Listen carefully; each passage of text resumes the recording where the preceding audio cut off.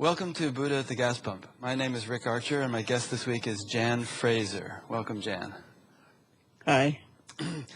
Jan sent me a couple of her books, When Fear Falls Away and The Freedom of Being.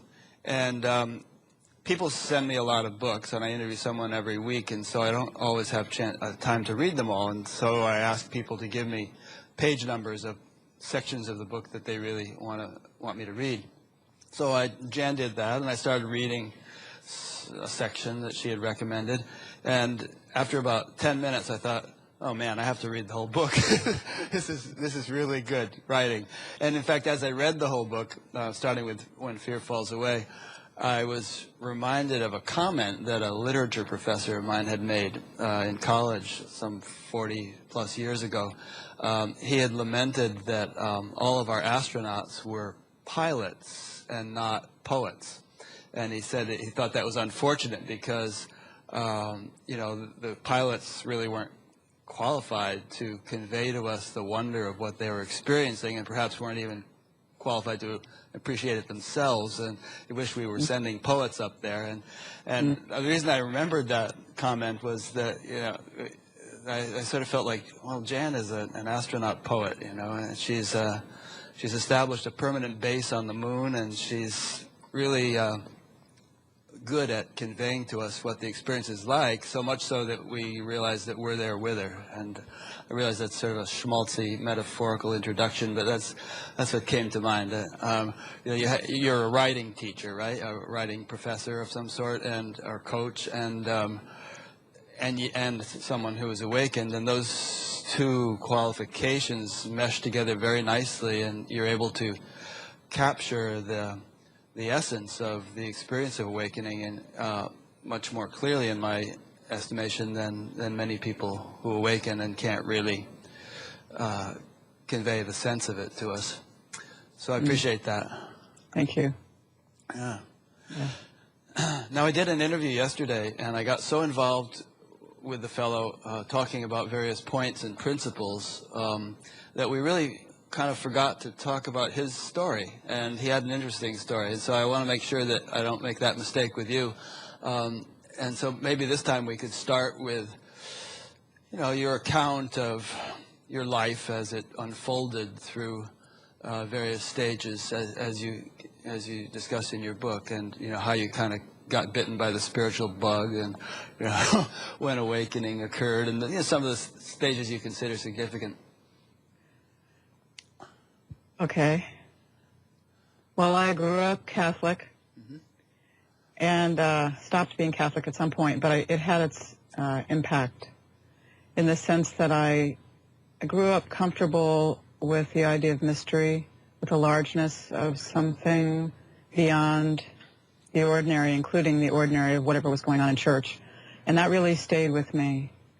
And at some point I stopped considering myself a Catholic, but I still had this kind of general sense of something bigger going on. And I had a sort of a friendly relationship with God in spite of the Catholic upbringing. I think the most significant thing was that I was a very fearful person, and really afraid of death, afraid of my own death and the death of people I loved. And that caused me so much suffering, even though outwardly my life was okay, and I enjoyed a lot of my life, had experienced a lot of joy, a lot of satisfaction. But do you want to say something? I was going to say, just looking back on it, why do you feel that you were so afraid of death? I mean, I suppose everyone is to some extent, but in your case, it seemed to be more extreme than many people. I don't know.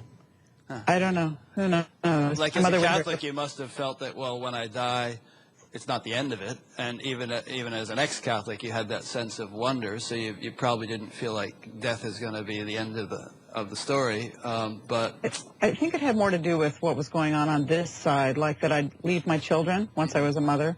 I'd be leaving them, and it would be the end of opportunity to do things, the end of whatever time there was going to be to set things right, accomplish things I might want to accomplish. I really don't know, but at some point I was drawn to a spiritual teaching, and which caught me very much off guard because I hadn't really been looking for one. And the main thing that went on there was that I began to watch my responses to things. Was that Guru Mai, the spiritual teaching? Yeah. Yeah. What I really wanted there, I never really was interested in awakening. What I was after was being more patient with my kids and not being under so much stress and so on. Mm-hmm. So I think the most important thing that happened, well, two things were valuable there. One of them was the experience of being around Guru Mai, which gave me the sense of this larger something that I mentioned before. And I always attributed it to her, even though she said it's everywhere, it's in everyone, all that. But I didn't believe it. So I wanted to be around her all the time because I liked the way I feel when I was there. The other thing was that I began to realize that there was, whatever was going on in outer life was not necessarily tied to what was going on inside me. That there was some latitude, there was some space between those things. So in other words, if your kid broke his leg or something like that, it wouldn't necessarily ruin your day. There was an independence in terms of your inner fulfillment and outer circumstances. Is that what you're saying?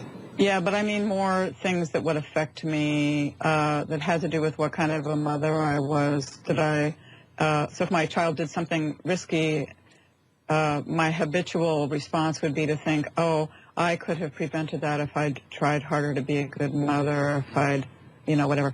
But also I'd worry a lot. I mean, I just worried a huge amount about their well-being. Mm-hmm.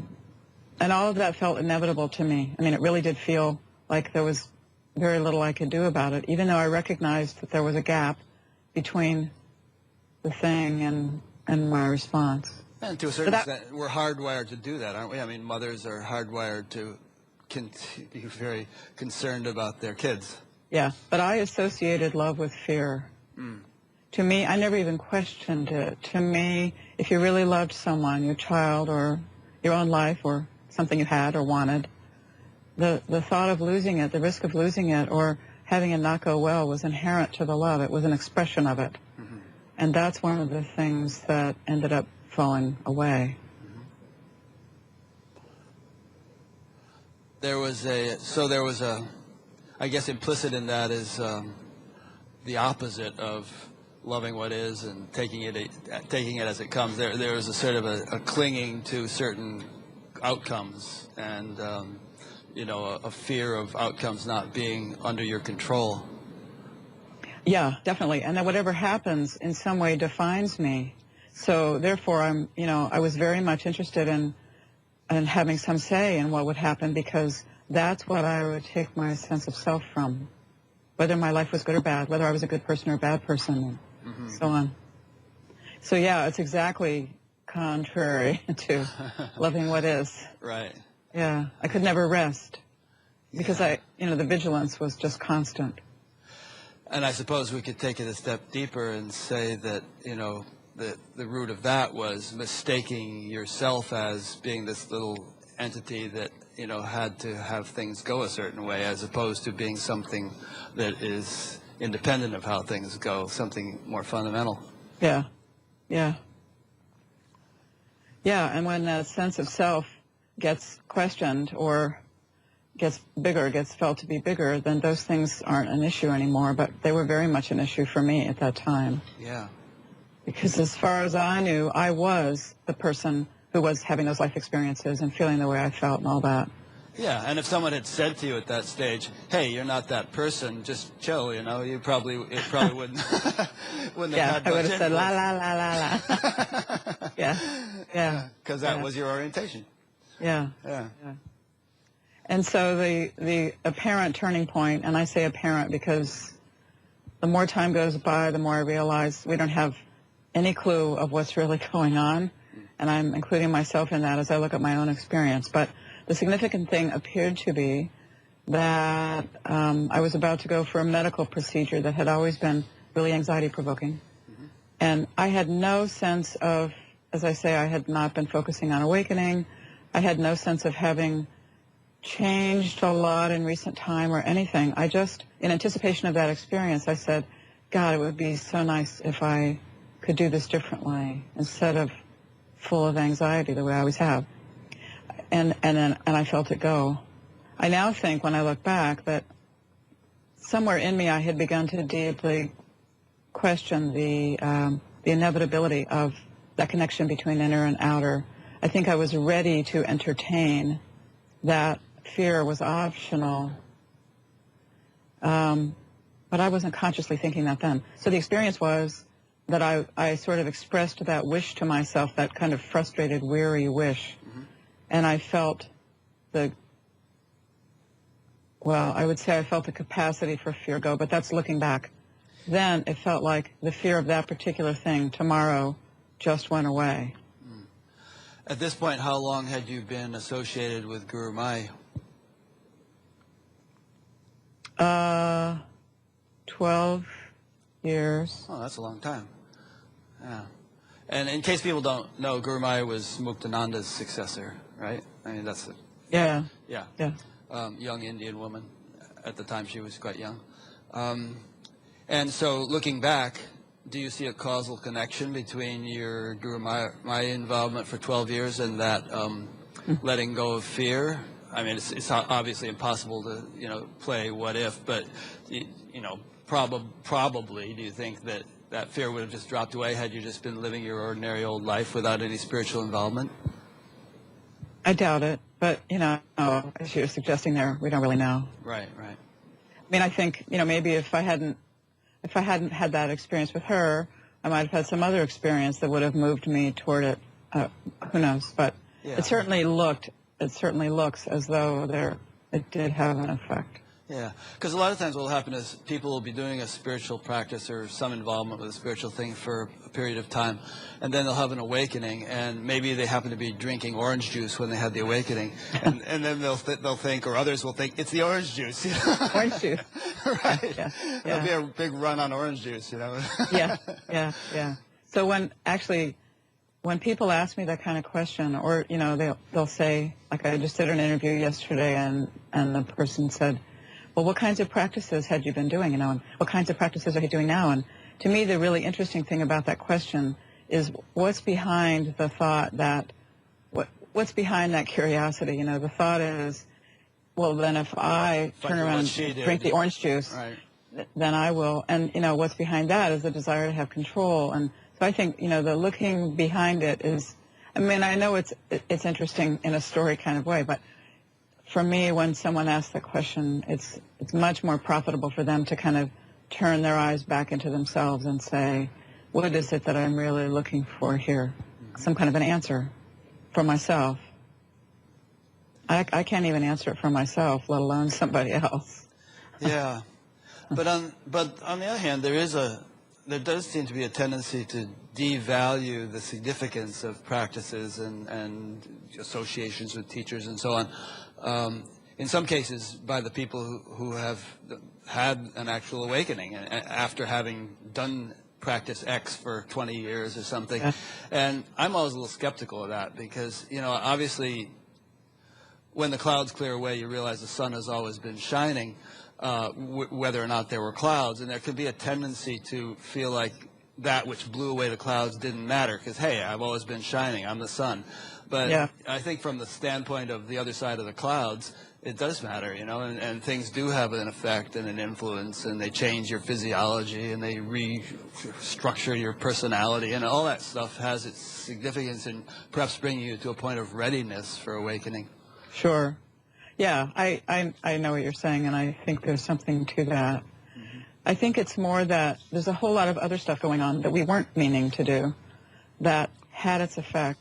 And the reason I think it's so important to stress that is that when somebody's living their lives and they're not in the middle of a practice in this particular hour, they have a tendency to think, because I'm not doing a practice right now, or whatever, or even thinking about this stuff, somehow what I'm doing isn't potentially transformative. Mm. And it is. And I think that's much more important to get that than it is to, focus on those things that probably really did make a difference. Yeah. But I think they made a difference, and so did a lot of other things that we never noticed. True. So what you're saying perhaps is that the whole 24-hour course of events that we live through each day is in itself a practice, if you want to call it that, and everything has its evolutionary significance and its, its influence on us, right? Yeah, Yeah. definitely. I mean, it's popular to say these days, well, the world is my guru, and, whatever happens to me is happening for a reason, and things like that. Yeah. Okay, so you were in there for a biopsy and all, and you were afraid you were going to maybe have breast cancer or something, and that was a terrifying prospect. And but then it's almost like you asked for deliverance from fear, and at that point your prayer was answered, and fear fell away. It looks that way. But now, what I ended up thinking, and again, this is just another story, but I think by the time we ask a question like that, we pray a prayer or whatever, formulate an idea, request, an intention. By the time we have it together to do that, something deeply has already occurred. And all we're doing at that point is saying to ourselves the thing that has already either happened or it's just been sitting there waiting to be tipped over. So I don't think it happened because I asked for it to happen. I know I talk about it that way in the book because that's how it looked then. Yeah.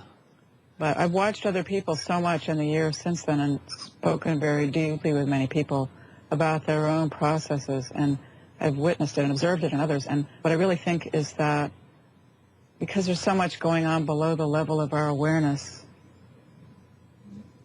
I already said it. Yeah, I know what you're trying to say, yeah. Yeah. It's like we confuse cause and effect, and we think that, because I made this, entreaty, then something changed. But the very fact that you made the entreaty was because the thing was ready to change, or it had already changed in effect. And that's why you were motivated to make the entreaty. Yeah. We can't stand to know consciously that we have choice in this kind of thing until we're ready to take it. Huh. And so if the suspicion that choice is operative is there, kind of below the surface level of awareness, we're going to keep it below, down, pushed underwater, as it were, until we can bear to really look it in the face and say, okay, I'm free. Mm. So I think until then, it's maybe a long time when we hold it down, but something's happening. It's interesting that you emphasize choice, because there's a lot of teachers who emphasize that there is no choice because there's no one to choose, and that volition is an illusion or a delusion, that things are just happening and you might as well sit back and enjoy the ride because you actually have no say in what happens. But what you're saying seems to contrast with that. I think when we're still identified with being the personality and all of that, and we have the impression of ordinary kinds of choice, making decisions and doing one thing versus another and all that, within that sort of limited context, which is all we've got then, the idea of choice looks different and in fact I think is operative within that sort of system. So, for instance, it is possible within that to see that you're thinking and to make the choice to believe or not to believe the thoughts. Most of the time, we don't, within that personality egoic setup, most of the time we see that we're thinking, and so that choice isn't operative. But, I think once freedom comes, then maybe there isn't so much the sense of choice in that, in the way that there was before. So, I think this idea that there's no one there to choose, that's, from the point of view of the ego, that's just another nice idea. It's just another story. Someone who's identified with their personality does think there's someone there. And that's the problem, you could say. But it's operative. It's ongoing. The problem believes in itself completely. And so I think it's not really useful to try to hammer somebody with the idea that there's no one there to do anything. And There's no real choice. Yeah, because it's a concept. It may not relate at all to their level of experience. Yeah. Let's take it this way. I mean, would it be fair to say that when we're very much locked into individuality and, you know, in a calcified kind of way, then like you were before when you were in a very fearful condition earlier in your life, that, you know, there's this kind of a strong feeling that not only do you have choice, but that the outcomes of things really depends on what you choose, and that you really have to try hard to sort of make things go this way or make things go that way. Whereas after the shift, there's still a sense of choice, but it comes in a much more relaxed, accepting, subtle way, as if just, you know, like when you're driving and you don't wrench the wheel this way and that to control your car. You just make these really subtle adjustments, and it keeps the car on the road. So there's like this subtle deciding factor that operates, but it's very it's never abrupt, and it's sort of just, you know what I'm saying? I do. And there's no attachment. You don't associate the choice or the outcome of the choice with you. Right. It's just what's happening or just what you're doing or something. So there's no attachment to it. And so it's all very lightly undertaken. And then, you know, whatever happens, whatever the sort of outcome of the choice is, it's just what's happening then. And, you know, which is so different from before, where whatever you chose and whatever the outcome was completely tied up in your sense of yourself. Yeah. Huh. The Gita says you have control over action alone, never over its fruits. So be not attached to the fruits of action. So you just kind of, and even that could be misconstrued as meaning you have this absolute control, but you don't. There's more of it's a subtler kind of thing. Yeah, the point of that is to focus on the second part of it, I think, is to correct that problem. It's like the money being the root of all evil, which people say, and that's not what it says. It's the attachment to money. That's attachment, right. Yeah. Yeah, so much of what occurs when the switch gets thrown is people discovering what it is to do things for a completely different reason from before. And, you know, for me, that's a really wonderful unfolding that occurs. So when you're no longer attached to what you're doing, why would you do anything? Or why would you do one thing versus another? And, you know, it's been an interesting process for me to experience. Can you answer that question? I already forgot the question. The one you posed. Why would you do anything, or why would you do one thing other than another? Yeah. Or you can give us a specific example, maybe. Yeah. Well, somebody asked me, why would you write a book? You know, what's going on there for you? You know, you're a writer. You know, so historically I would have loved to get published because that made me feel good about myself. That was the main thing that was going on there. And when editors said nice things about my writing, you know, all of that fueled me. Not so much my writing, but the sending things out. That's what that was about. So now, here I finally, you could say, published my first book, and it didn't mean anything at all to me. But why did I do it then? So why did I write the book? I mean, I wrote the first book initially just because writing is how I process things. But why take that extra step? So in that case, it was that I thought it might be helpful to people. Yeah, that's what I would have said. Purely that. Mm-hmm. So now when I'm reasons to do something, it might be just because it needs to be done. It might be because somebody else would really like me to do it. It might be because it's fun. But I no longer do something because if I do it, then I'll feel good about myself. Or then I'll stop feeling guilty. Or I'll do it just because I can't stand to be still. All that stuff isn't functioning. Right. So you could say you still have motivations, but they are of a different quality than they used to be. Yeah. And if I start to do something and it's not working out, it's very easy for me to just drop it. I don't have any sense of investment and then uninvestment. Yeah. I have one sort of humility defined as the quality of not insisting that things happen any particular way. Oh, yeah. Yeah. But, you know, when someone gets in touch with you and says, "Oh, I loved your book, and it had such a profound impact on my life, and everything is going so much better now," and don't you get some sense of gratification from that? No, Really? no. Don't you sort of feel like, "Oh, that's wonderful. I'm glad I did the book."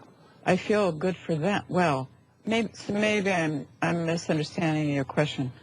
I feel all of my awareness is on them when they're saying it. Mm-hmm. So I'm feeling glad that I'm feeling glad for them, but it doesn't spill over into glad for me that I did something great that enabled that to happen. Yeah, That's aren't they not wonderful there. because I did this, and Yeah, I'm the yeah. savior of the world and all.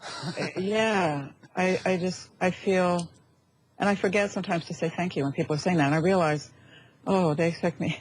I should say thank you. Mm. You know, it's so not in my awareness. You know. Yeah.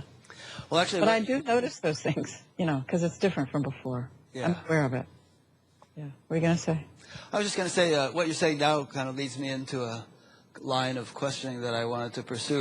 There's so many, it's like your Freedom from Fear book. It just contains one little paragraph after another that highlights that gives a really clear depiction of some quality of life after awakening, and it kind of like elucidates a particular nugget, you know, and then goes on to the next one. So I'd like to explore some more of those with you.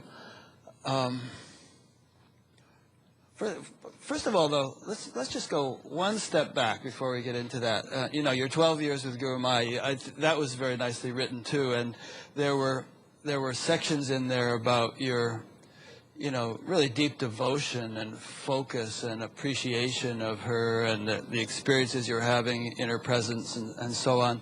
And I think that it's worth mentioning because in some circles there's a dismissal of the whole association with teachers thing. You know, gurus are written off as all bunch of phonies, and you know, you shouldn't bother associating with one or and so on. And you know, maybe for some people that's true, but I think for many people it isn't, and it shouldn't be thrown under the bus. Would you agree, or in retrospect? Or I mean, do you feel like all that was in some way misguided, or we're again getting into a cause and effect thing here? But it seems I can't help but feel that was instrumental in your development, and it was a valuable phase in your life.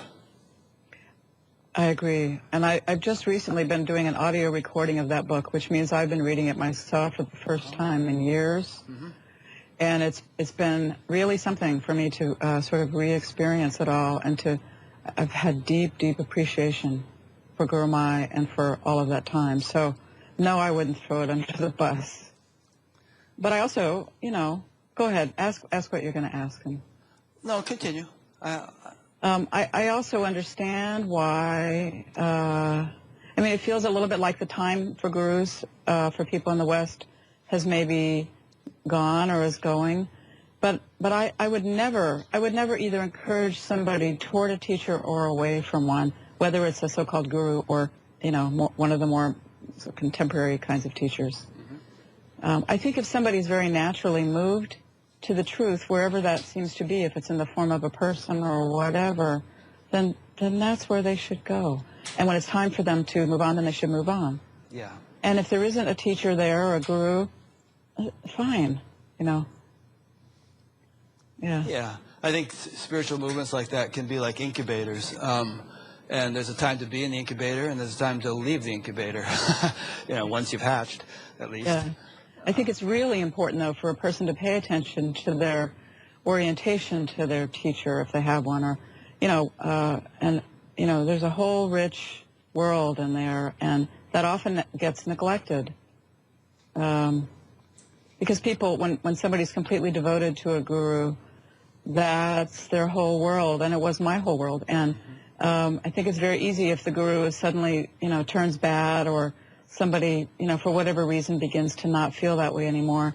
It's very easy not to inquire into the sort of, what does this indicate about me that's going on here? The focus tends to be on the guru. So I think there's a lot of rich terrain in there that gets neglected.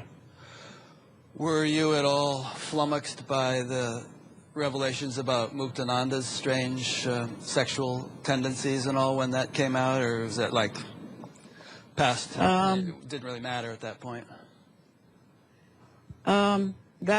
I became aware of that pretty early on in my time with Gurumai, and I was so focused on her. I mean, I did, it was something that obviously people were talking about, and so I was thinking about it. But my overwhelming experience of her was positive, and so I just I didn't really know what to make of it, but I just kind of decided I'm just going to go with what my heart's telling me here, and I'm glad I did. Mm-hmm. Good. Okay, I guess we covered that. So, as I was reading your book, I was jotting down little points on my iPad, and I'm going to ask you some of them, not as formulated questions, but just as little nuggets, that you can expand on. So, for instance, here's one. There was a phrase where you said, "For all I know, there are more stages to come."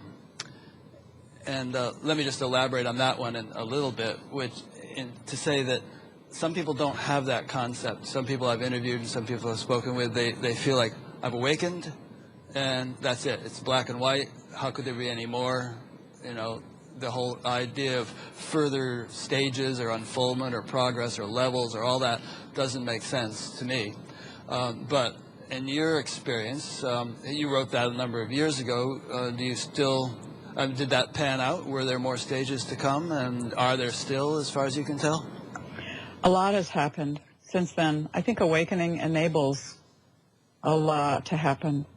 Mm-hmm. But I think that subject that you alluded to there, the thing about stages is something...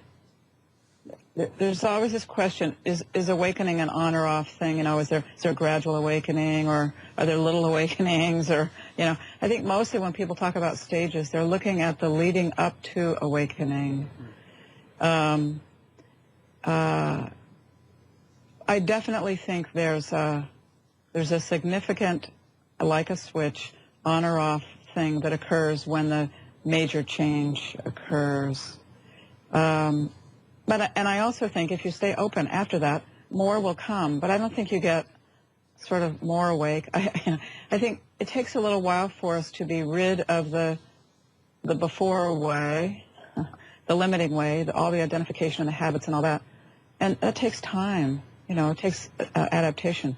And once that has occurred, or maybe while that's occurring, it becomes possible to see in a way that it just wasn't possible before. And so I definitely have felt, say, deepening and widening and softening and all of that since the significant change. Although in the beginning I sort of thought, okay, it felt so different and so much better. I thought, okay, this is how it's going to be now. And it was a little while before I realized, no, there's more happening here. Mm-hmm. And is there a sense even now that the deepening and the softening could continue indefinitely? When I go there, when you just said that, it's like, because the future doesn't feel real to me, I have to say I don't know, but it wouldn't surprise me, given what's happened so far. So far it has continued, and yeah, so there's no reason to expect it won't, but you just don't go there because it's, future. Yeah. Fair enough. Yeah. Mm-hmm. A lot has happened. Yeah. Huh. What I've found in reading and talking to people is that, people who really seem to have matured in this to some extent is I haven't yet encountered anyone who has said, nope, that's it, no more deepening and softening. It's like there's kind of there's a obviously there's some dimension which isn't going to change, but there's another dimension, or perhaps we could say the whole relative expression of life, which knows no end to change, and which will continue to become more our expression as that will continue to become more and more and more and more refined as long as we're alive, maybe, or as long as it does. Yeah. And we keep being in the world, most of us. We keep having relationships, interacting with other people, hearing what goes on in the news and all of that. And so for me, a lot of what's evolved has been kind of in relationship to all that, and when I'm functioning in a normal way, especially with other people or out in the world, it involves a kind of pretense or a kind of pulling away from the, you could say, larger awareness. And I experience that there's a cost to that. And it's mostly something I'm willing to do, but I also, over time, have become less and less willing to do it, or more selective about doing it. So I've opted out of a lot of social things I used to do. That kind of thing has really changed. Yeah. So would it be fair to say that some kind of cocktail party or something that you might once have attended just doesn't? It would be a nightmare. Yeah, you just wouldn't fit in, and you'd be expected to behave in a certain way that's no longer you, and so on. Yeah. Whereas going to the supermarket and buying some vegetables and paying for them and leaving again, that doesn't really compromise you so much, because you don't have to adopt any kind of socially accepted behavior. You could just be yourself and do it. Yeah. And I love being around people in that way, where it's sort of anonymous, not really interacting so much, or not in a chit-chatty kind of way. I love that. Yeah. Yeah. It's like you're a incognito space alien getting to experience Earth life. Yeah.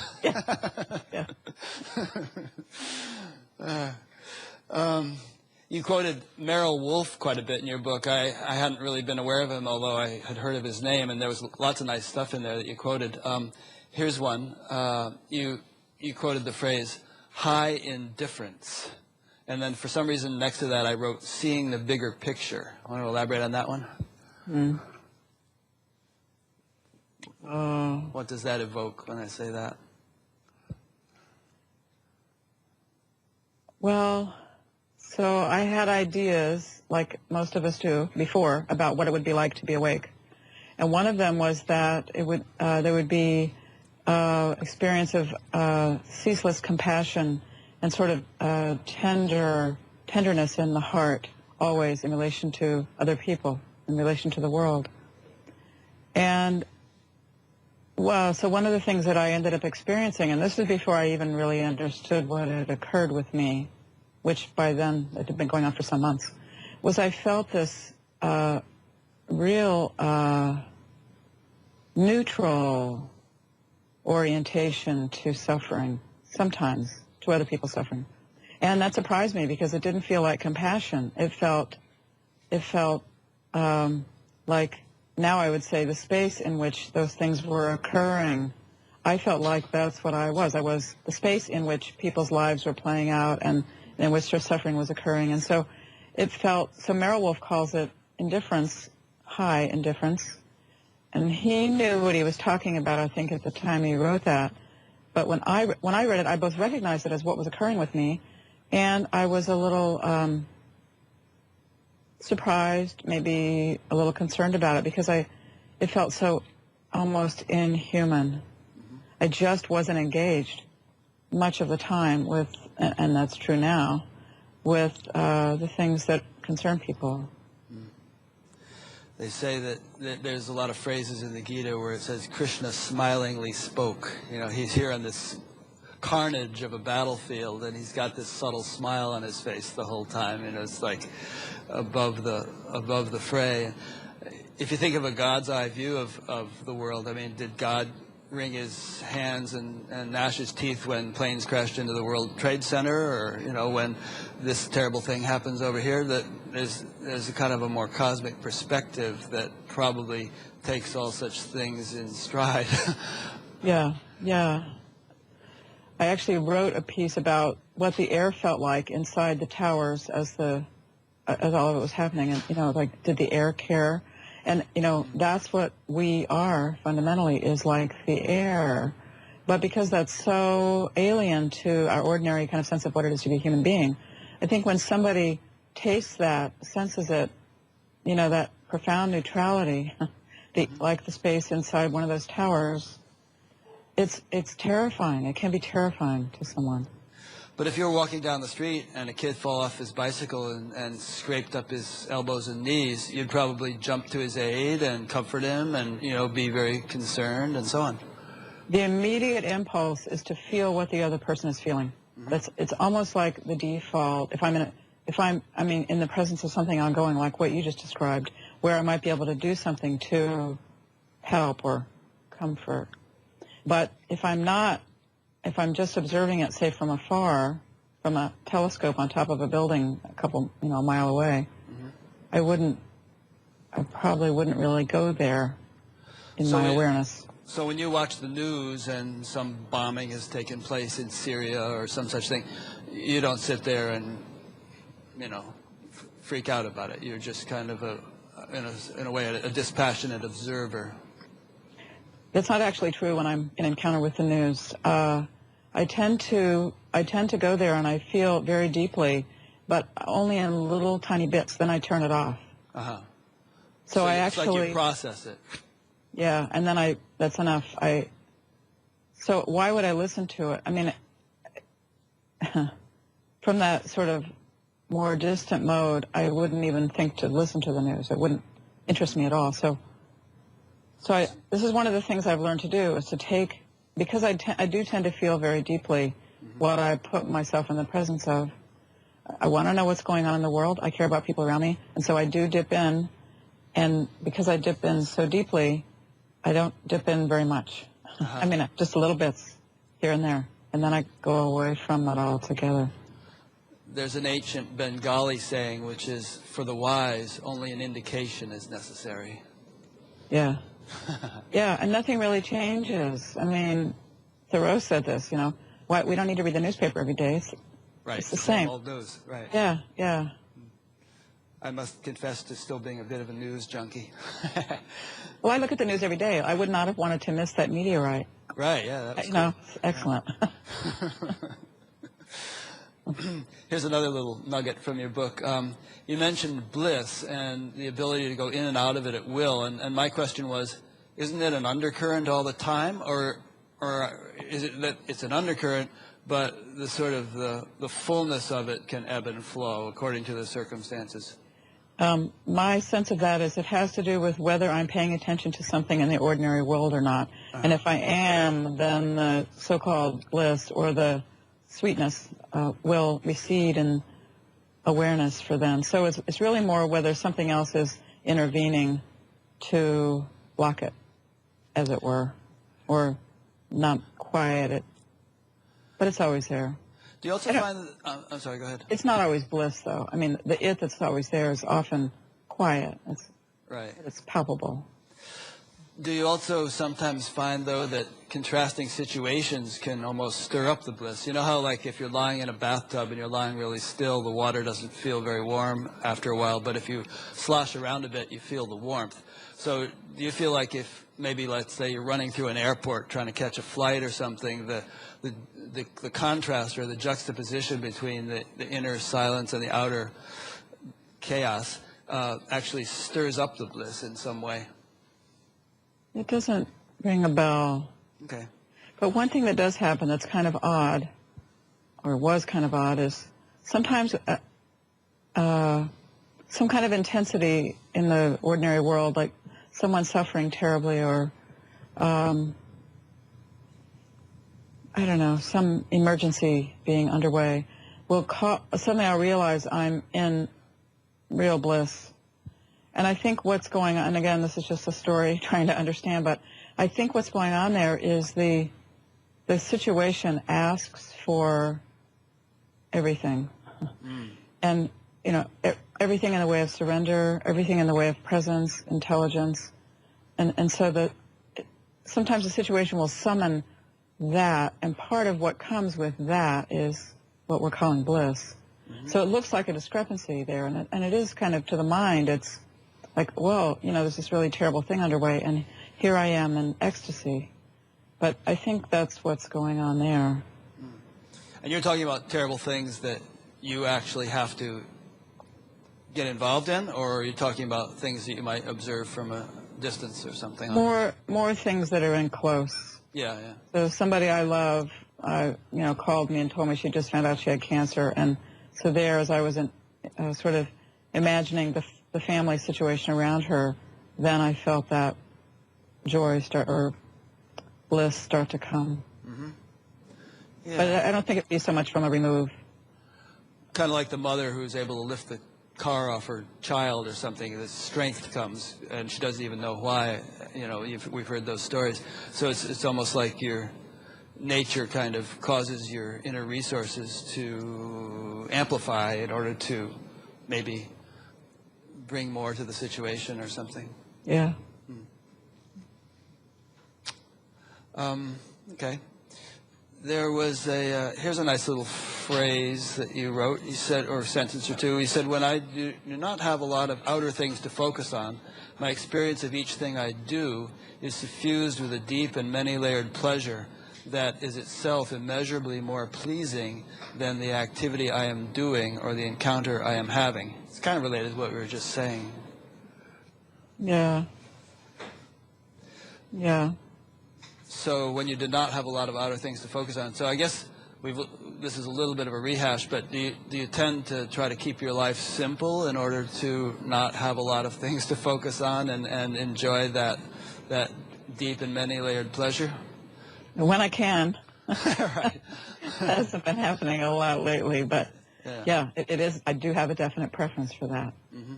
Yeah. Or if I am really busy, if I'm in a busy time like I am now, I take care to take moments in between to just pause. It's like the pause button on the video. Yeah. To let the other come, and then I press the pause and resume the other.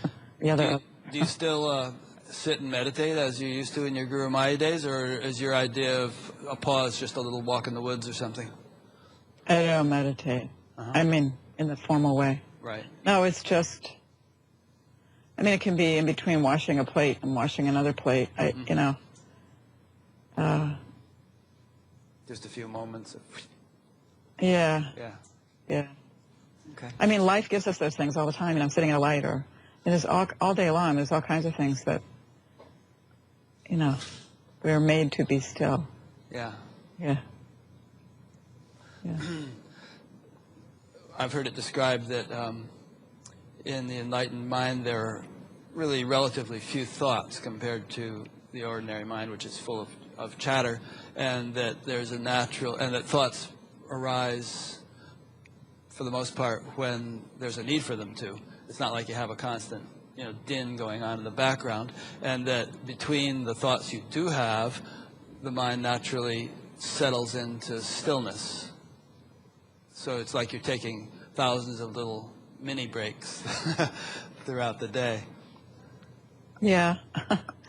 Yeah.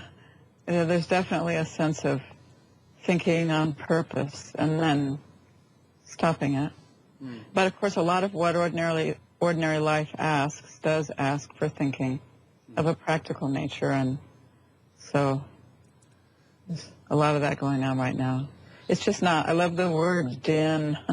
I think of it as elevator music. That kind of thing isn't there. Mm-hmm. But, yeah. If you get up in the middle of the night to go to the bathroom, does your mind kick in and you have some song going in your head that you heard during the day or something, or do you have a silent mind and you just go to the bathroom and go back to bed and that's it? Sometimes there is a song. It's interesting. That it's sort of like it must have been playing in my sleep, but mostly it's just quiet. I'm just getting up and going to the bathroom, or aware of the cat or whatever. Yeah, I asked that question because that's my experience. I'll get up in the night to go to the bathroom, and all of a sudden I'm playing some Beatles song in my head or something. Yeah. Or even a worse song. I mean, Beatles are great, but there'll be some dumb thing. Yeah. On page 120 of Fear Falls Away, I think that the chapter there was entitled, How Can You Tell You're Enlightened? And you gave an analogy of a train, and I don't know if you remember that, but I think the analogy was that your life is like a train, and you can sort of see the tracks going off in the distance, to infinity, but behind you it's as if the tracks just dissolve or something as the train goes. Is that basically what you said, and would you like to elaborate on that in terms of your actual experience? I think that's how it seemed to me then, because my whole previous life, like I couldn't see a way back to the way things were before. So my image for that was the ever disappearing track. Mm-hmm. But now I don't, the image doesn't even come to me, because it feels more still, like I'm just where I am. And, there's no, we talked about before when you said, what does the future look like to me, or do I imagine change continuing to occur? You just don't go there. Yeah, I don't go there. Yeah. I really used that image in the book more to point out that the missingness of the old way. Mm-hmm. Okay. On the very next page of that book, you use the phrase "deep knowing," and you spoke a bit about certainty. And as I recall, you spoke of knowing things with certainty, and that's a little bit that sort of contradicts what a lot of people say these days about not knowing and living in a sort of a state of uncertainty. You want to kind of play on the certainty-uncertainty paradox for a bit? Yeah. So in any given moment, when we're looking at a situation that requires a course of action or an understanding, we want understanding for some reason, all we've got is what we've got right then. So when this kind of moment occurs, I'm very aware that if I looked at it wouldn't be the same situation, but if I went looking again the next day, I might see different things. I'm also very aware that whatever my decision or orientation is right now isn't necessarily going to turn out. There's nothing about, well, I look back at this later and know that it was the exact right thing to do. So it's completely independent of any of that. But so there's a recognition that when we look at a situation, there's only all we've got is whatever is in the picture right then, and whatever resources we bring to it. But the resources that I bring to it feel considerable. It's just that there's no attachment anywhere around it.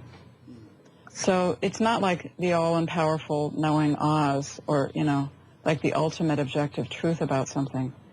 It's just that in the course of ordinary life, when we need to act and make choices and all of that, my sense of the resources that I bring to that kind of a moment is that they're much greater than they used to be. And because I'm not attached, and there's no angst about it, I feel like I'm not afraid to look at whatever there is to see.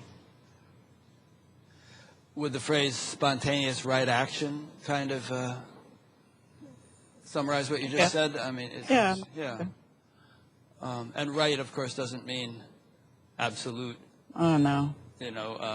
I'm right, you're wrong kind of thing. No. It's just appropriate, perhaps, is a better word. Yeah. Yeah. Okay. Good. Do you find that a lot of... this was a real interesting aspect of what you said. That you said that you discovered you were incapable of being stressed anymore. And you described driving along a snowy highway next to big trucks, and you're from Florida originally, and now you live in Vermont, and finding that, despite the what would ordinarily be a very tense situation for most people, you were completely relaxed. You weren't incurring any stress during that experience. Yeah. It's like the spontaneous right action that you said. I'm so in the moment. I'm aware. I'm alert. I'm aware that I need to pay attention. You could say around the edges of awareness, I know there's a possibility that something bad could happen, but that's not where my attention is. My attention is on the immediate. What the body is asked to do. The anxiety that we have, the stress that was so familiar to me from before, comes of anticipating what could happen the next moment. Yeah. What could happen? It's not like I'm ignorant of the possibility that something could happen. It's just that isn't what causes me. That isn't what determines how I'm doing right this moment. It's just information out there somewhere. And of course, that might sound like an intellectual exercise. Oh, I'm just here in this moment, and then not, you know. But obviously, it's not your intellect isn't doing it. You're just trying to describe now what is really a spontaneous way of functioning. Yeah, yeah. Yeah. So let's say you drive up from New York City and you go through all kinds of crazy traffic and you finally get home. It's a 5-hour drive or something. And then you're home, you come in the house. Don't you feel some kind of, you know, like your nervous system is just a bit jangled from all that? Or is it you've really managed to super fluidly go through the whole experience without incurring any stress? The stress doesn't happen. I do feel, however, when I come in the house or, you know, get away from the traffic, I do feel a kind of relaxing or kind of a relief. It's not from stress. It's from the need to be constantly attentive. Right, yeah, you don't have to do that anymore. Yeah, it's like my resources have been going to looking left and right and back and, you know, handling the car and all that. But I'd rather my resources would go into nothing, just feeling myself be. So I do feel something. There is a difference. But it's not a relaxing of stress. I had a chronic neck pain from a skiing injury many years ago, and it was like a lightning rod. Whenever I would drive into a city, my neck would just, it was horrible, the pain. And it would be hours afterward, you know, I have to take all kinds of meds and everything to get it to stop. And it just doesn't happen anymore. And, you know, it's not like I don't still have the residue of the neck injury. I do. If somebody looks at my neck and my back, they can see something occurred. But it doesn't flare up. Right. You know. That's great. I mean, think of the implications of what we're describing now on the healthcare system. That alone, you know, would be multi-trillion-dollar savings if everyone could function this way. Yeah, no kidding. Yeah. Yeah. And we wouldn't have I sit around and thought about this stuff sometimes. We wouldn't have an advertising industry anymore. And, you know, we all need all kinds of different clothes and nice cars. And anyway.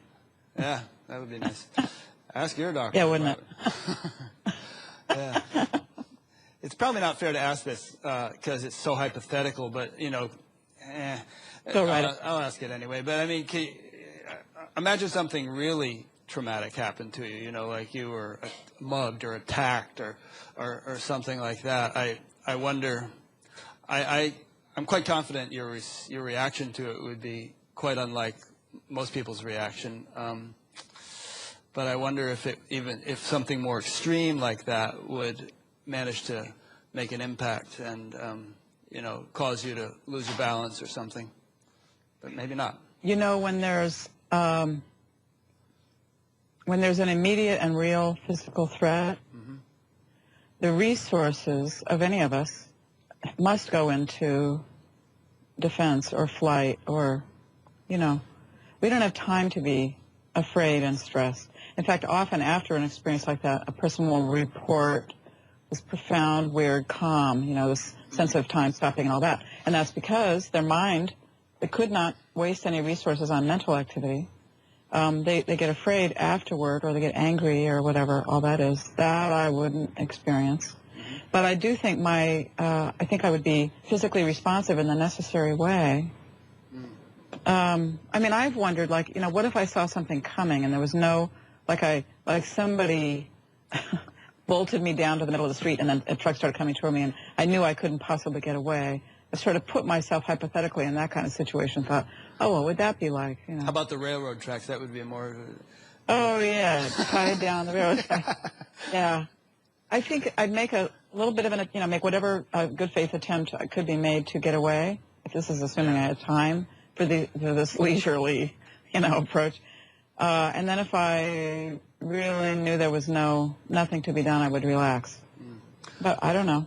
I'll let you know if it ever happens. Put yourself in Christ's sandals. I mean, okay, I'm going to be crucified tomorrow, and boy, is that going to be horrible. And then imagine how he kind of dealt with that. I you know, as the Bible recounts it, there was an initial objection, you know, let this cup pass from me, and then there was a relaxation. Yeah. Yeah. Who knows? Yeah. Okay. There was a whole section of your book that you came back to again and again, actually, of two modes of awareness, two dimensions at once. And I found that very nicely and clearly expressed. You want to elaborate on that? And is that still relevant? Because you also made mention of there is nothing outside of me, which implies a unity rather than a duality.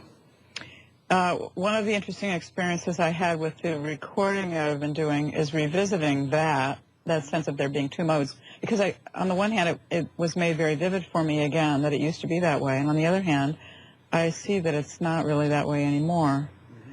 I mean, I think it's more that I've gotten used to it or something, but I also, at some point in the book, I talk about how the two began to feel more integrated, that it wasn't like being in one or the other. And let's explain what you mean by the two modes so people... Oh, yeah, okay. Yeah.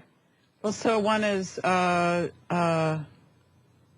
sort of deliberately suspending the deeper awareness for the purpose of doing ordinary functioning, not identifying with it. It's not like suddenly becoming an ego or identify with the ego again, but it's just the being able to function and focus and attend to something meant I needed to kind of hold away or push away or something, this deeper awareness where it's all peace and ease and nothing's going on. It used to feel like I had to do one or the other, because if I let that deeper awareness kind of predominate, I wouldn't be able to function. And that's really still true. I mean, I have to say that's true still. But I don't so much, it's more that I'm now, even when I'm doing the ordinary kinds of stuff, I'm always aware around the edges of this other. It's more a question of whether I completely give myself to what I'm calling the other or not.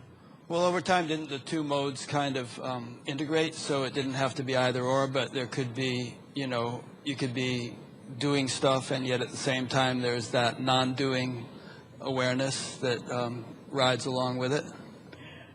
Yes, but, part of what this is about is the sense of self. Mm-hmm. So when I'm functioning in a bodied way or interacting with somebody, I have to sort of step into the pretense or the form or something of being a particular person located in space, able to do things, able to be seen, to respond, talk, all that. But in the normal awareness where I'm not having to do that, there's no sense. I mean, here's where we get into the nobody's here thing. There isn't, I'm not aware of a self at all. And so... Even a subliminal, faint remains of it, that perhaps it's way in the background, but there's some semblance of one still functioning? Not really. Washing the dishes or something, Well, then I'm doing something. In that case, yes. That's such a non-intellectual, non-challenging... But there's a sensory thing going on. The body is functioning, I need to have some sense of plate and hand and dirty and sure. order of things, like you wash it and then you rinse it. Mm-hmm. In order to do that, you have to kind of come into a persona. And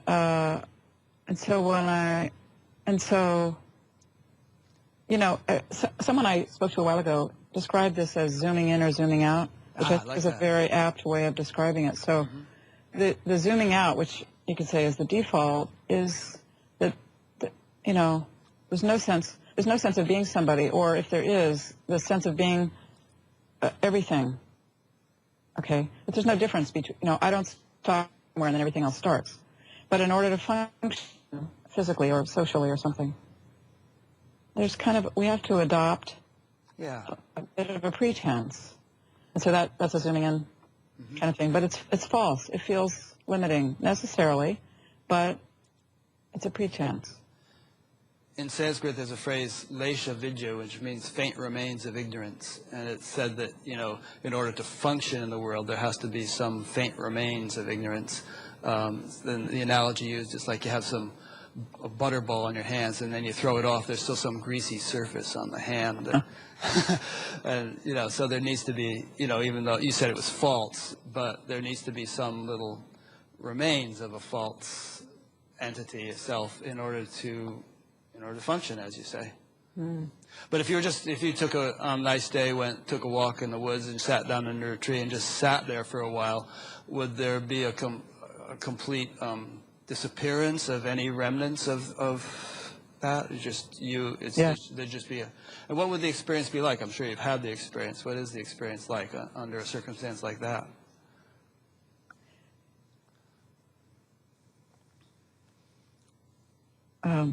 Well, the eyes are open, and so the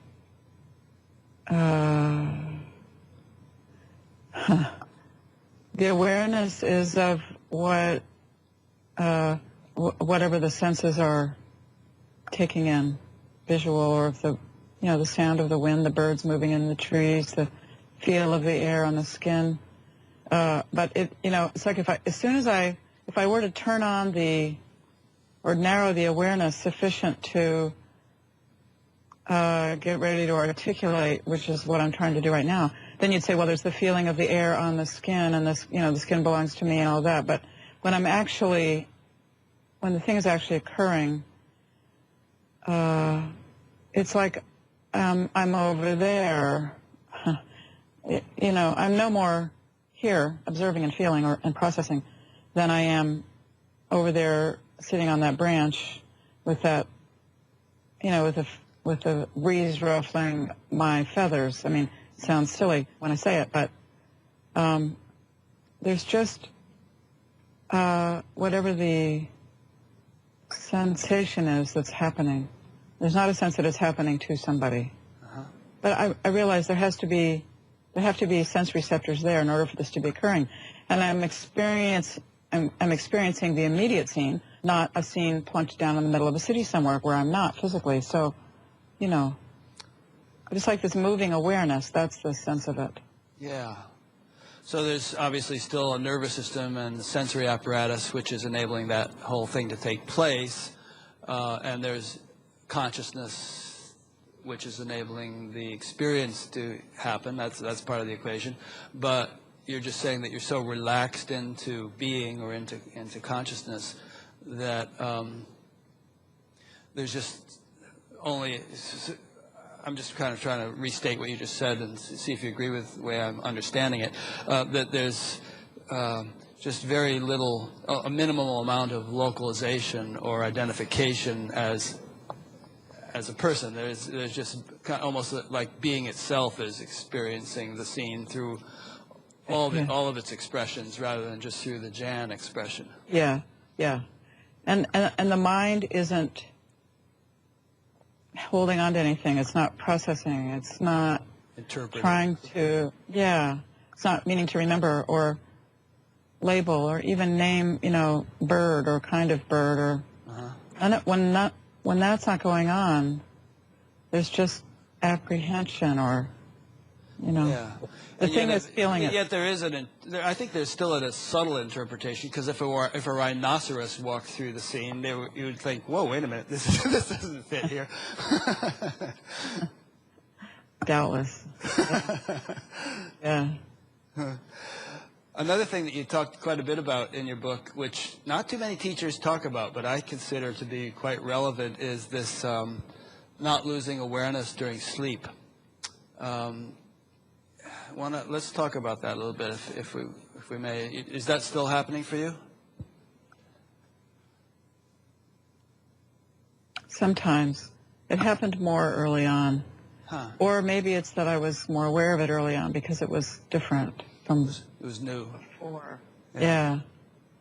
I mean, it's hard to know. Is it really happening now? Because then the reason I noticed it then was that I naturally at first assumed that I must be awake because I was aware, and we associate those things. Yeah. Like if you're asleep and then you suddenly become aware, you must have had to wake up first.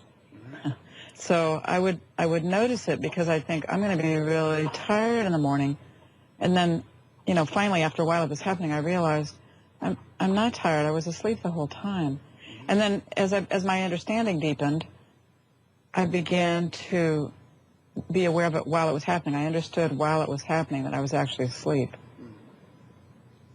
And I also knew that I wasn't dreaming. It was absolutely empty and quiet in there. But to know that, doesn't that involve some kind of mental activity or intellectual activity? To think about, okay, I'm really sleeping and awareness is, and I'm not dreaming. There's some kind of thought process going on still. I suppose so. Yeah, But maybe that is just sort of occasional and fleeting, and maybe most of the time there's just, everything is shut down, but inner awareness is still there, and yet there's no cognition of it because the cognitive faculties are sleeping. Could we say that? Sounds good. Yeah. Yeah. Yeah. Well, the reason I bring it up is that, I was a student of Maharishi Mahesh Yogi. In fact, I used to be at the facility right next to Muktananda's facility in South Fallsburg. And Muktananda used to walk down the road in his little ski cap. But that was one of Maharishi's sort of criterion of awakening was the maintenance of pure awareness during sleep. He said that's sort of an acid test that, you can't fake. And if you think you're awake and yet you're out like a light during sleep, then maybe that awakeness isn't quite so developed as you might think. So it's just a sort of a curiosity about, are there any, reliable criteria for awakening that we could use to certify it for ourselves or in others, so as not to fool ourselves. And I'm not suggesting for a moment that you're fooling yourself.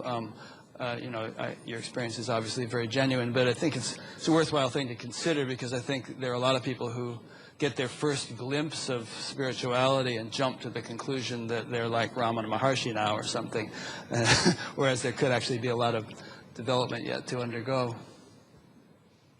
Yeah. If I were to engage with someone about that kind of subject, I would want the focus to be rather than on trying to come up with possible criteria and then apply them to a given person. I would really invite the person to say, what happens when the question about this is not allowed into the picture? It's like, how does this moment of awareness change if you are or are not, or if we are or are not looking, measuring what is your experience and is it the real thing or not, or, I think putting on that, I'm not saying this isn't legitimate for us to talk about, I'm just saying putting on the hat, the mental hat that's necessary to ask those kinds of questions is itself in the way. I think it causes more trouble than any so-called answer could solve. So you don't think that it's really an issue whether people can fool themselves about whether they're awake or not, or such and such? I know some traditions actually do have kind of like checklists that you have to go through. I think in Zen there were certain things the master would do to test your realization, and you would actually be asked to wait 10 years after awakening before you began to teach and all. So that's not really relevant in your world to, the sort of genuineness of awakening versus mistaking a mere understanding for awakening or some such thing? It's one of the things that's changed for me over time. It used to be that I would feel like it mattered to be able to know, for me to know, or a person to know themselves, whether the thing had really happened or not, for instance.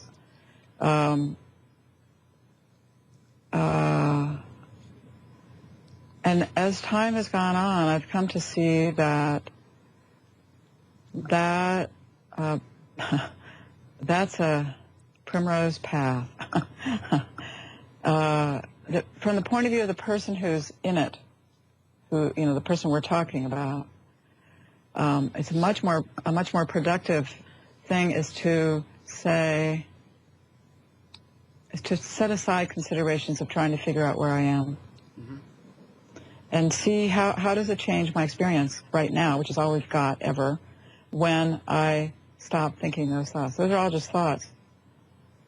You know, Yeah. at some point, if what we call the real thing has occurred, the person knows.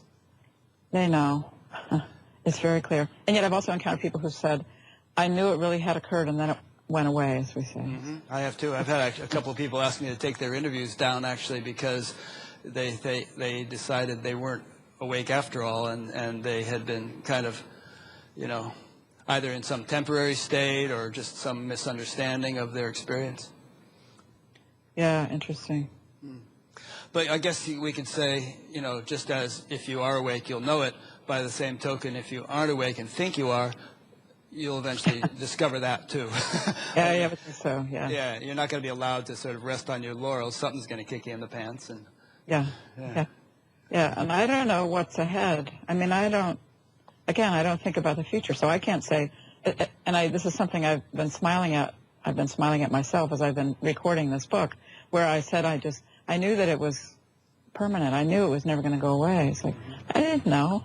Yeah, you never know. I mean, it felt then. I really did think I knew, but. I mean, you don't know what might happen if you had a stroke, for instance, or, you know, Alzheimer's or something or other developed. What impact would that have on awakening? We don't know, do we? No. Yeah. Now, I didn't have as much time to read your second book. I read the first one cover to cover, and this one was written, I don't know, 5, 6 or so years after your first one, and obviously, and now it's been a couple of years since you wrote this one. What am I missing here? I've formulated most of my questions based on your first book. Had I read them all, and had a chance to get to know you now, and have what questions would I be asking that I haven't asked so far? Or to put it another way, what topics are there in this book and your more recent writings that we haven't addressed yet today?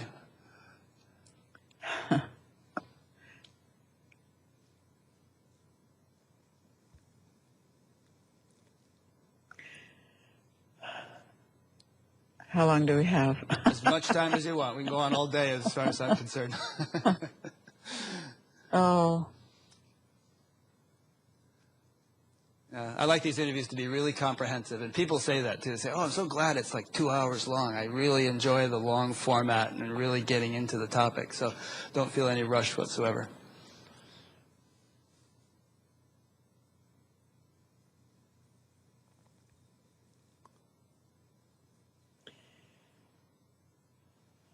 Well, one thing would be the relationship between thought and our sense of self, between thought and life.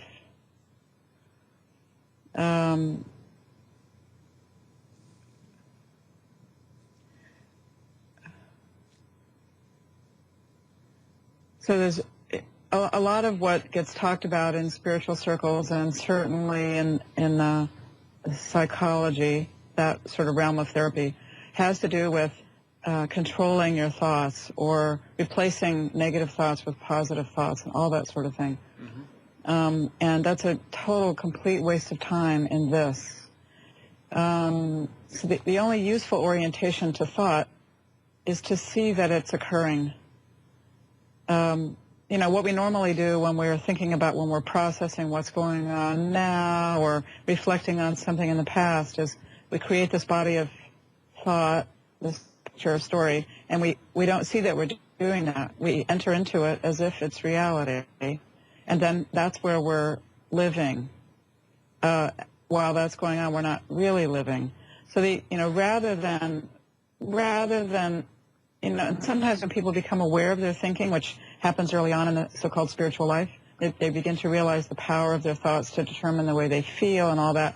Their mission becomes replacing their, one story, negative story, bad story, painful story, with a more positive one, or this whole thing about manifesting your wishes, coming up with what you'd really like your life to be like, and then, thinking about that, reflecting on that as a way to bring it about. And, it's all wheel spinning. It's all still thought. So when someone, the only possible useful orientation in order to become free to any thought, I mean an egoic thought, I don't mean a practical one, is to see that this is a thought, rather than to question it on its own merits and think, what can I do with this thought, or is it a true thought? A lot of us spend time thinking, well, is it true? If it's true, then it must be valid for me to keep thinking it over and over and over again. It doesn't matter if it's true. The issue is it's something that's made up by the mind. And so if we couldn't think, if I ask you, where do you get your sense of yourself? Where do you, what does that mean when I say you? What does that conjure? If you couldn't make reference to something in your mind, previous, memory, sense of prior learning, or the sort of interpretation of what's going on immediately, the narrative of the present moment. If you weren't able to go into your mind to do either one of those things, and then I said to you, what is your sense of self? What does that mean? All you have of you, the only thing that you can know is what you're perceiving immediately right now. So there's literally no difference between you and now and life. Life, so if I say to you, what does it bring up when I say your life? What does that mean? Well, it mostly it means my life so far, recollected stuff, experience, all of that. Or it means my life nowadays, my present circumstances, what I'm doing, what relationships I'm in, how I'm making money, what my health is like. Both of those things, either my life as current situation, or my life so far, or maybe my projected life, what I'd like to do with whatever remains. Both of those things require the thinker to be turned on. When you don't turn on the thinker and then say, what is my life? All you have or know of life is this right now. And I would say that if I were to answer that question, this right now not only means what I'm perceiving in my office here, but there's a felt sense of presence that is there, whether I'm in my office or outside or, going to bed or whatever. There's this sort of continuum of presence that is almost extrasensory in the sense that it doesn't seem to be, I guess I must be detecting it with some level of the senses or mind in order to know it's there, but it seems like it's independent of those. Yeah, It's the environment in which they're happening, maybe. The environment in which in which the sensation or the movement, the physical whatever is occurring in that. I mean, it's the very awareness that's able to sense what is life now, what is that you're saying is it is different or sort of apart from the physical. It's the way that we know. It is it's consciousness. Yeah, and it's there regardless of what changes in the physical or what changes in the environment. Yeah. Whether I'm sick or healthy or sleepy or fresh or whatever. Yeah, so it's unchanged. So you're saying it's a continuity, moment to moment. It's the thing that they all sort of have in common. Right. Yeah. Kind of like the ground state or the lowest common denominator or something. Yeah. But even to look at that, we have to be able to remember that something happened before. You know what I mean? To see the continuity, it becomes necessary to turn on the thinker and recognize sameness between now and before. It's like you could say, let's say that awareness was a tone. It's not a tone, but let's say there was this continual tone going on. And anytime you wanted to check in, you could say, oh yeah, tone's still there, but you become so accustomed to it that you would kind of, in a way, be unaware of it a lot of the time if you're engaged in other things. But like you said earlier, when you settle down, there's not a lot of other things, then probably the tone would become predominant again because it's this continuum. Yeah. But what most of us do most of the time is the din is ongoing. There is this, or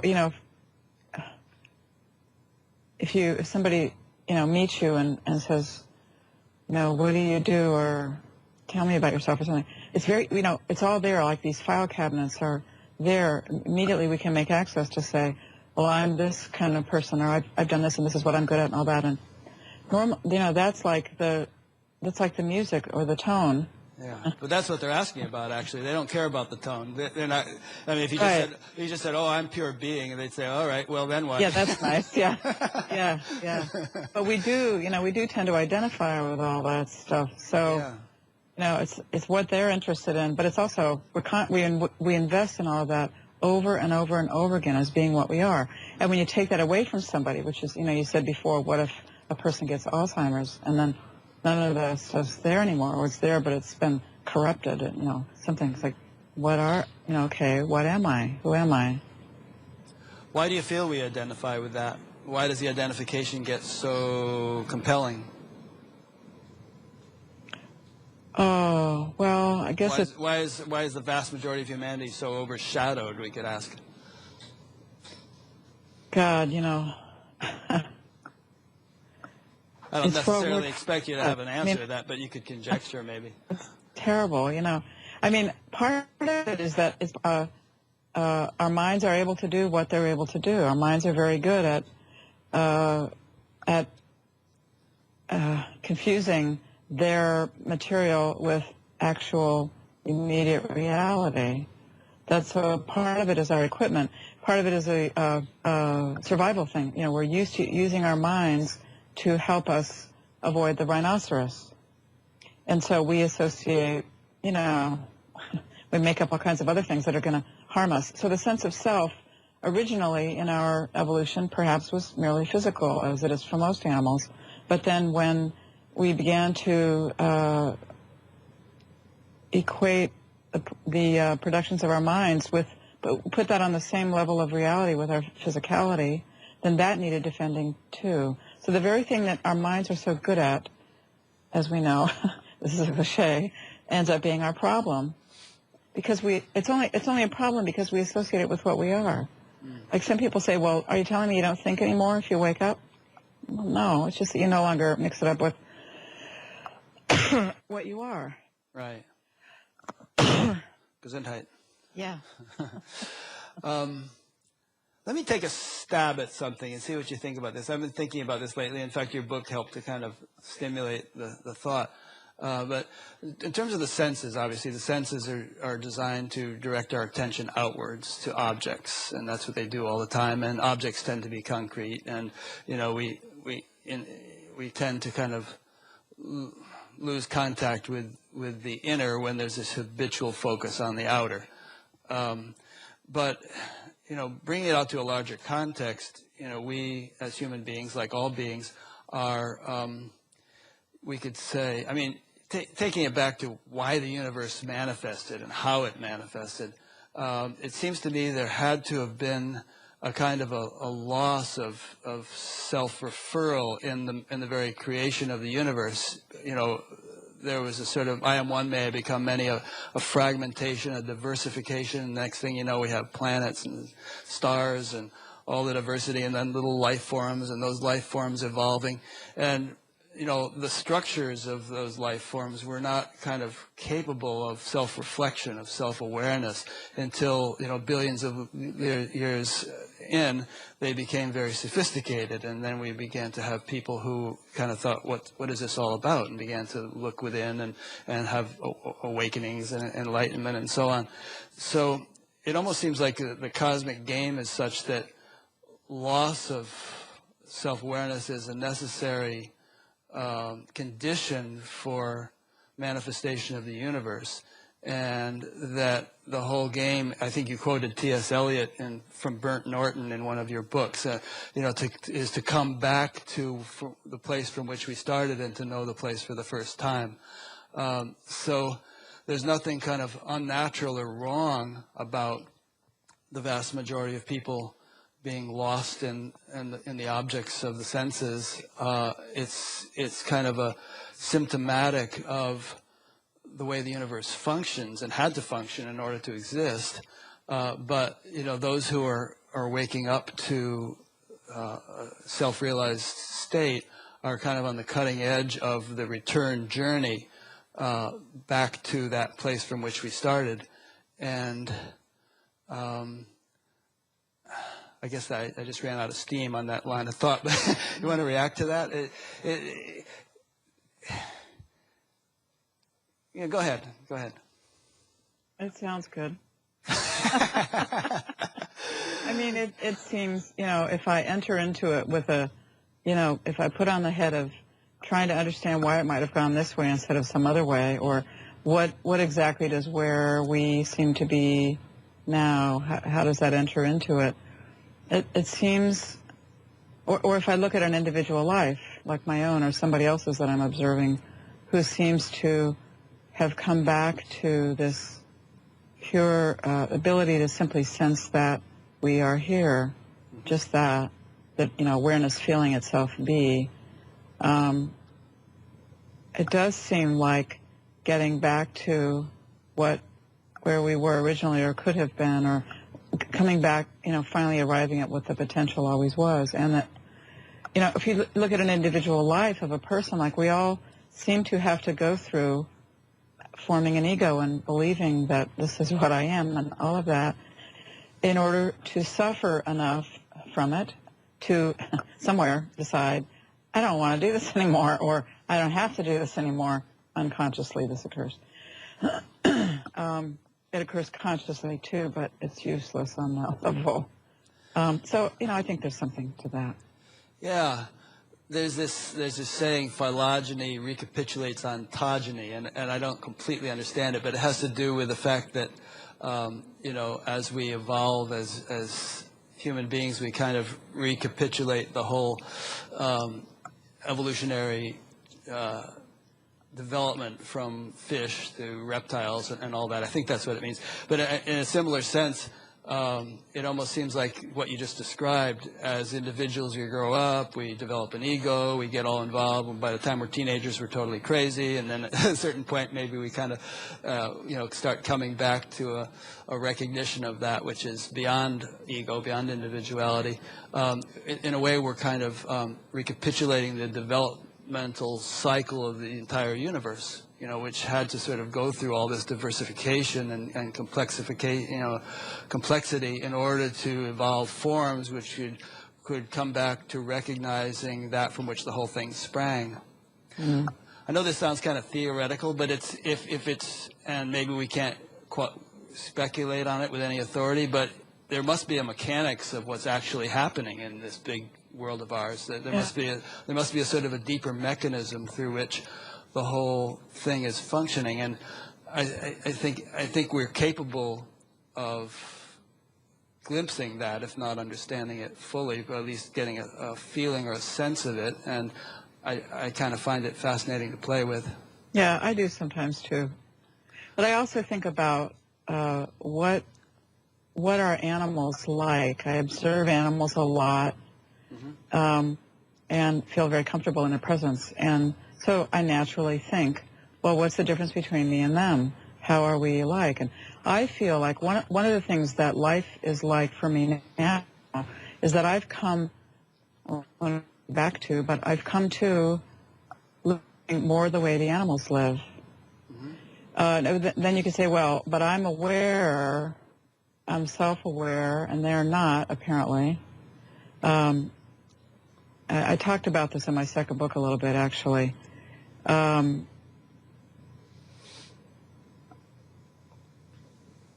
The way that it seems to me that human beings are lucky, and this is given what we're able to know, which may or may not be right, but is that we are able to both be like the animals, meaning not live in the future, be essentially physical, having, the sense of whatever the immediate thing is occurring being largely physical, and we're able to know that that's going on. Yeah. So we're able to have these high-functioning minds and have access to them when we want to have access without being at the mercy of them. Right. And animals don't have that problem because they don't have their minds are not able to visualize and believe that that's reality the way ours are, presumably. Maybe some of the, I don't know. Some people say the same thing about babies. They say, oh, babies are so innocent, they must be enlightened, and then they lose it. But I think Ken Wilber talks about this with his pre-trans fallacy and whatever it is. In other words, there's a sort of an innocence and a spontaneity that we see in babies and in animals that seems very enlightened. They're so in the moment, they're so at one with nature and so on. But there's actually a whole voyage that they have to undergo before they get to the point where what you're talking about, which you have to kind of pass through this minefield of ego and individuality in order to come to the other side, where you regain the innocence and spontaneity of a baby or an animal, but you have a much more complete package with which to function and understand that. Interesting. One way some people express it is that we're multidimensional beings, and that enlightenment involves actually being able to embrace and function on a great range of dimensions simultaneously, rather than being just kind of locked into one or another, which might appear innocent and natural, but it's not. It doesn't give you the kind of liberty and latitude to function on all levels at once. And some people will get into talking about the right hemisphere and the left hemisphere, as if the enlightened state must be what it is to be in the right hemisphere or something. And right. And I think that's simplistic. I do too. Yeah. And Jill Bolte Taylor's thing, I mean, it gave her a taste, but I don't think that brain damage actually can trigger the complete blossoming of enlightenment as it could potentially be lived. Just like drugs can give a person a taste. Yeah. Yeah. Cool. So, any other nuggets? Anything? Speak now or forever hold your peace. Is there anything? Actually, one little thing in the back of my mind is the practicality of all this. I always think, okay, well, this might have been an interesting conversation to listen to, but what can people do practically? They're caught up in busy lives. I don't know if you can offer any kind of universal prescription, but you give seminars and retreats and things like that. And what do you send people home with in order to somehow make it more than just an interesting weekend?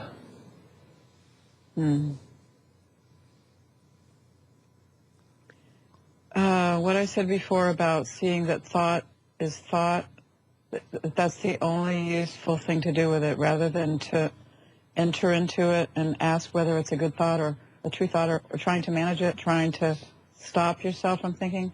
So just simply, sort of learn this orientation to thought where you see it occurring as a phenomenon and leave it at that. Another thing is the difference, knowing the difference between feeling and emotion.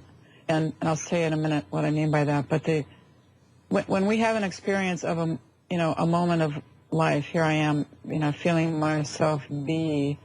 Often there's a quality of feeling. There's some kind of feeling that occurs spontaneously, and it's felt in the body. It may be a literal physical sensation, but it might also be something we could call delight or I don't know, anything, anger. Well, I wouldn't say anger. That's more secondary to thought, but something, we're feeling something. The ability to really yield and feel whatever you're feeling at the moment is really crucial to the ability to be present. So, what's felt in the body, what actually occurs spontaneously without the mind getting hold of it, it's a way we can tell we're here. Now, the difference between that and emotion, which is secondary to thought, is that what the thing that typically happens is something occurs in the environment, and then there's an immediate felt response to it. Typically, if it's an uncomfortable feeling, the mind immediately gets hold of it and starts managing it, and getting defensive or protective, or trying to explain it to self, some way managing it. That's what causes emotion. then, then pretty soon something that initially startled you becomes something that makes you angry because you think, oh, that shouldn't have happened, or, or God, what's going to happen next, or something. So it's that the secondary thing is the emotional, and that's what Eckhart calls the pain body.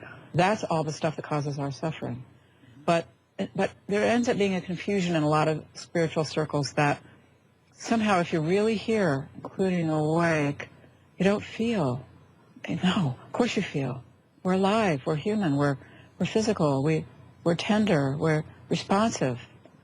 It's that somebody who's really present tends to feel that initial, absolutely without resistance.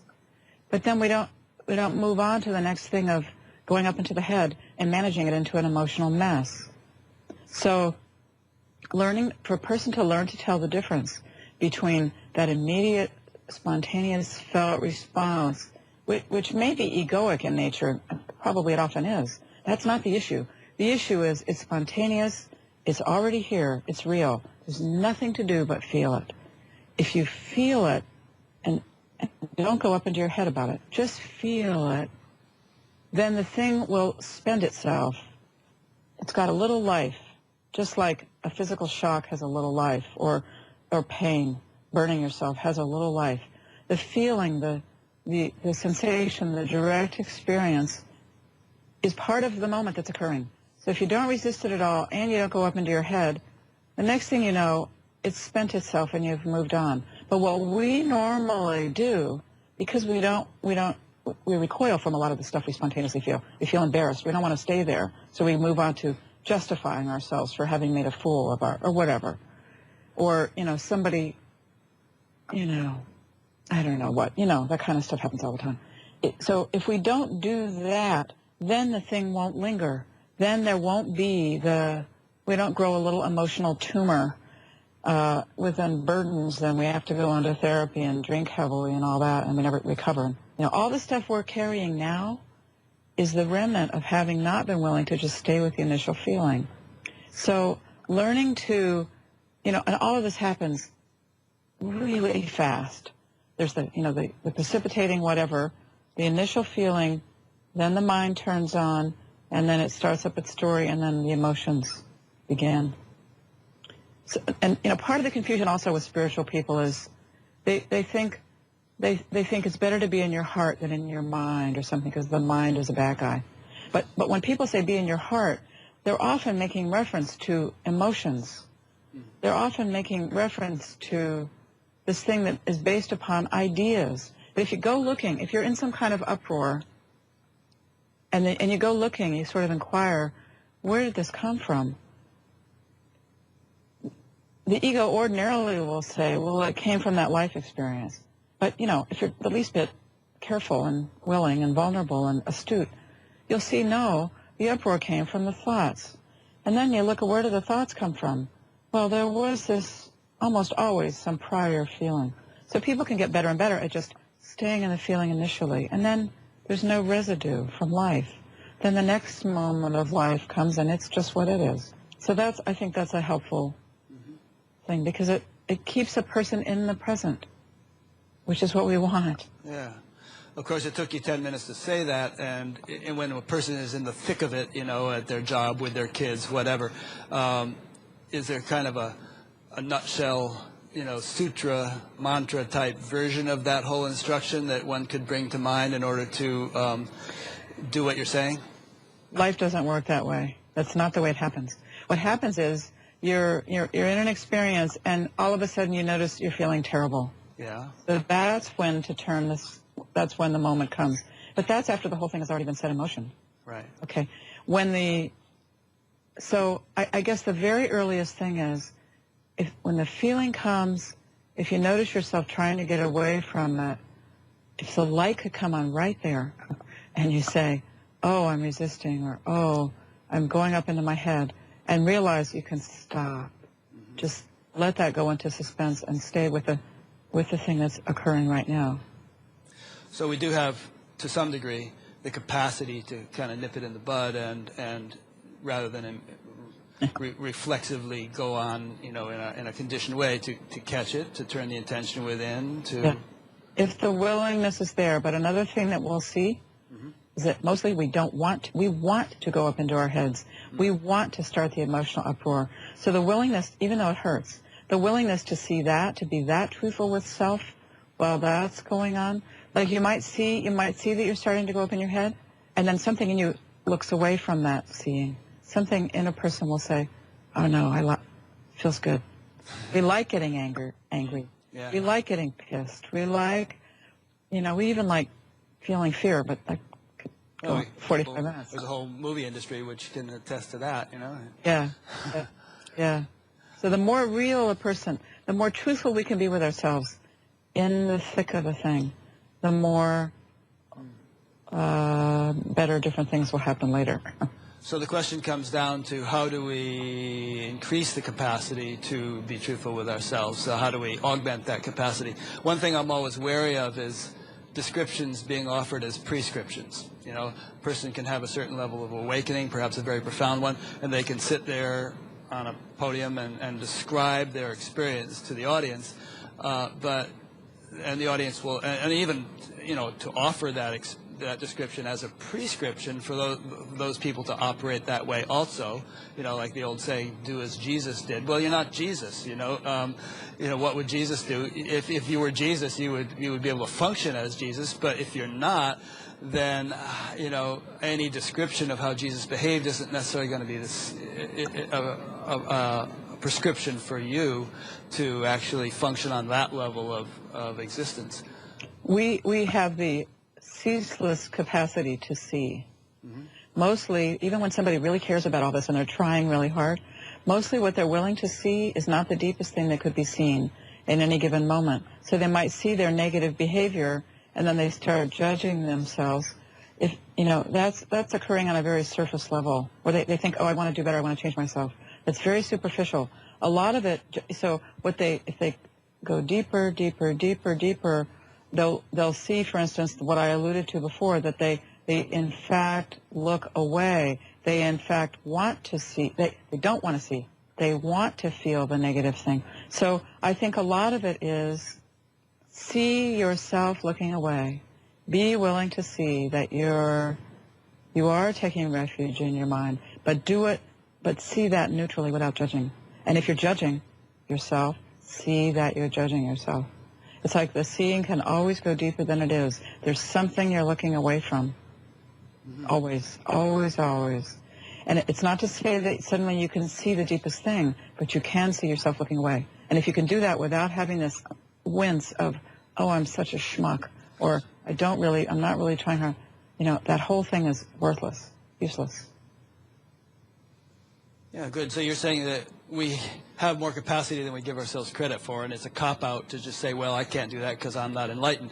That, we do actually have a lot of latitude to see more deeply than we habitually do, and that doing that, exercising that capability is in itself an effective way of bringing about genuine awakening. After which, presumably, we won't have to worry about this so much because we'll be kind of on autopilot, and a lot of this will have been taken care of. Yeah, it's significant. This idea that we're already there, we already have it, and all that. It's really significant in what you're talking about right now, because we do have the capacity to see. It's already functioning. So it's a total cop-out to say, there's only so much, I got to wake up first, and then. But conversely, there's people who say I'm already there, and they're not there. They're not even close, but they kind of like are just sort of playing that game, and then they get into the internet chat groups and become very combative about how awake they are and how unawake other people are, and so there's kind of a mature way of addressing that notion of I'm already there, and there's an immature, premature way. Yeah, it's a sleeping potential, and we know what we're talking about. Yeah. Not talking about that, what you said. Yeah. Well, I run up against that fairly often. I bet you do. Yeah. There's a capacity. Yeah. And it's like fall into it. Let yourself know what you know. It's why when someone's in the presence of the truth and something in them recognizes the truth, they wouldn't be able to recognize it if they there's a recognizer in there. Yeah, yeah. It's It worth actually paying it attention resonates to. with something real. It strikes a chord, Yeah, as they say. yeah. Yeah. No change is in order. Nothing needs to change. All you have to do is see what's going on. That's a good point. I mean, I don't want to belabor this too long, but I think that a lot of times the reason that people read a spiritual book or listen to a spiritual teacher and it resonates because that teacher is describing something, or that book, that they are in fact experiencing. And the experience may be hazy, but it's very much genuinely there. And I guess the proviso I would offer is that it needs to be cultured. Just because you recognize it doesn't mean that it's there and it's complete blossoming, as fully and as clearly as it could possibly be. But it is genuine and it is real. And the kind of procedure you just described might be a way of enabling it to become more clear, more full, and more solidly established, so that it's not shaken by slings and arrows. But even that's looking at it from the outside. When you have a moment of clarity, when you're really seeing, when the thing is actually underway, none of these kinds of considerations are in the air. You know what I mean? It's only when we come out of it and then think about it or want to bring it about, then the mind turns on, and then we're trying to manage it and all of that. And I'm just saying it's useful if a person revisits, what was it actually like? What did it feel like when I was seeing with those eyes, when I had that deep knowing functioning? And then look around and say, was I wondering then what was going on, or how to make, what is this? No. So I'm just saying it can be tricky. And, then what are we even doing for 2 hours talking about this stuff? Why does anybody write a book? I get it. I know. I'm just saying it's important to remember that there's something beyond what can be articulated. Absolutely. Yeah. And in your own case, you were a spiritual practitioner for 12 years before you had a fairly significant awakening, and even then there were, degrees of awakening after that. So, why didn't you have the whole enchilada from day one? Well, it took some time, but the essence of it, the aroma of it, was there from day one, right? But then there were points at which it really exploded, really blossomed. Yeah, and I wasn't in charge of that. Right. So the reason I just am spending time on that is just that there's this paradoxical thing where, enlightenment is realized in the present. When else is it going to be realized? But on the other hand, in a way, it's also realized in the future. I mean, because there's a time when awakening occurs, and it's not necessarily when you first, become aware of this stuff. It might take some time before, in some future present, the awakening occurs. Yeah. Right. Yeah. All right. Well, I don't want to have the last word. Would you like to? Oh, I don't need to have the last word. Concluding remarks or anything like that? Oh, I don't know. Nothing's coming. Okay. Well, I'll have it then. So I've been speaking with Jan Fraser, and I highly recommend her books, When Fear Falls Away, The Freedom of Being, and you're working on a new one, did you say? I'm recording the first one. I'm just doing it audio. Yeah. And there's also one called, I can't remember the name of it, Jan Fraser Teachings on Awakening. No, it's called Opening the Door. That's the subtitle. It's an ebook. Good. Yeah. I will link to Jan's website and to the Amazon pages of Jan's books from my website, batgap.com. So if you're listening to this on YouTube, for instance, you could, and your website is what, janfraserteachings.com? Yeah. Okay, so people can remember that too. And Fraser is spelled F-R-A-Z-I-E-R.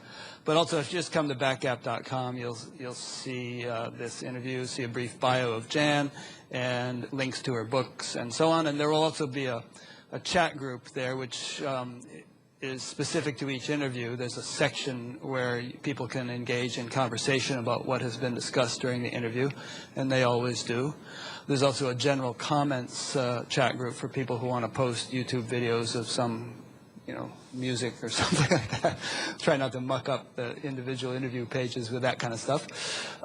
There's also a link to an audio podcast if you'd like to listen to this sort of thing rather than sit in front of your computer for 2 hours. So you'll see that. There's a donate button, which I appreciate people clicking if they feel the inclination. It makes this all possible. And there's a tab which you can click to sign up to be notified by email each time a new interview is posted. So that's clear. You'll see that there. Sign up and you'll just get like one email a week whenever a new interview is posted. So that's about it. So thanks, Jan. It's been a great conversation. Thank you. I enjoyed it. Yeah, and thanks to those who've been listening or watching, and we'll see you next week.